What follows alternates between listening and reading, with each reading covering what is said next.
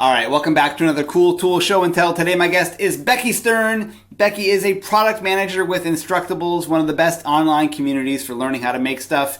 She herself has published hundreds of tutorials ranging from how to work with microcontrollers to how to knit.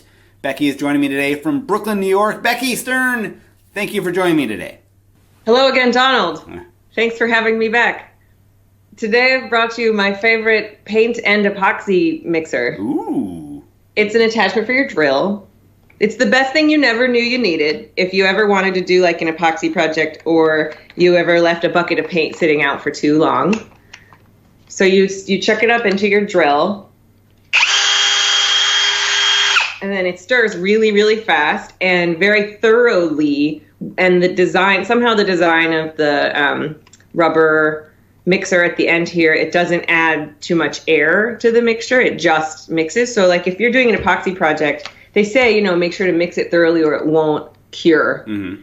And I made a slab table out of a piece of like really old maple from my parents' property. And you really don't want to mess it up by putting epoxy on it that's going to be sticky forever. Mm-hmm. So when I did that project, I went ahead and got this because I wanted to make sure my epoxy was thoroughly mixed because I didn't want any margin for error.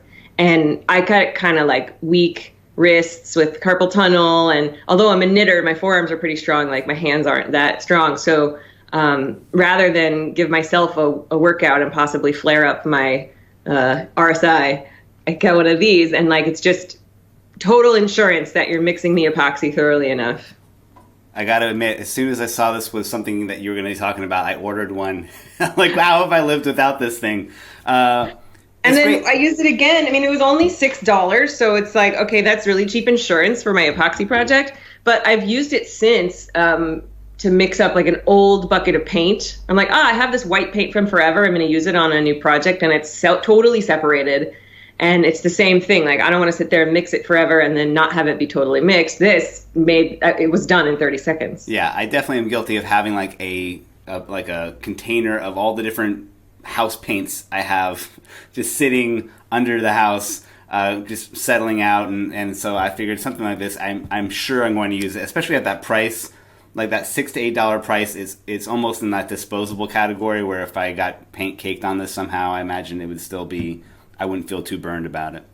When I got epoxy on it, it came with instructions. I got like a kit, which recommended to get this. And they said, let the epoxy dry on it and then just flake it off afterwards. So maybe you can see there's like a tiny bit of like dried epoxy stuck to the shaft here, but there's nothing on the flippers. So it really does, the epoxy comes off quite easily. When I used it for paint, I just washed it off. And I should say, like, it is like a hard plastic. It looked almost on the photo, looked like a silicone maybe or something, but it's a pretty rigid plastic. But it feels, I'm bad at identifying plastic, but it's like ABS-like, and it's like a little bit flexible, but mostly pretty hard.